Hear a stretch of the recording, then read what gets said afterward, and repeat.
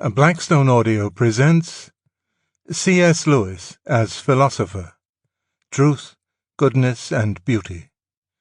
Edited by David Baggett, Gary R. Habermas and Jerry L. Walls. Foreword by Tom Morris. This book contains the following dedications. To Anthony Flew, in good friendship and admiration.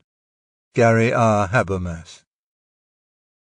To the gang who ventured across the pond with me in the summer of '05 in pursuit of the three great ideals, including she who said, "What women really want is truth, beauty and goodness."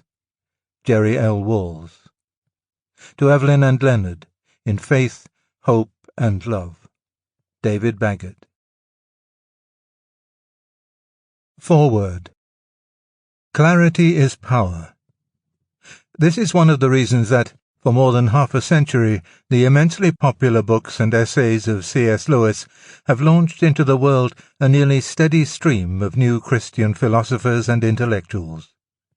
The stunning clarity of his thought and the scintillating crispness of what he wrote in expression of that thought have together stimulated generations of readers to aspire to some measure of that intellectual power and to at least a small fraction of the positive impact that Lewis has had in people's lives.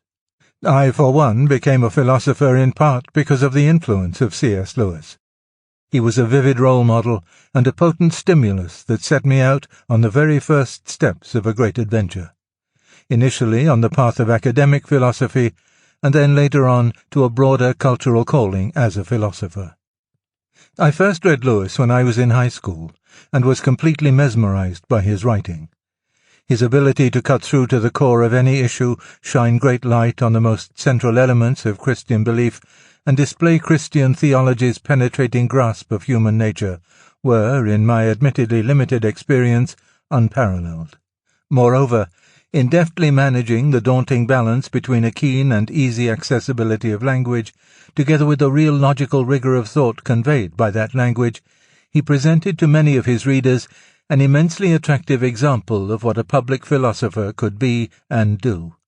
As a college student, I recall finding in his books sentences of such insight and unexpected phrases of such perfection that I would just sit and stare at the words, thinking to myself, I wish I had been able to say it that way. It was all so wise, and yet at the same time so simple. I was just astonished. Simplicity is attractive. That's why political debate so quickly degenerates into sloganeering. People crave this. Sample complete. Ready to continue?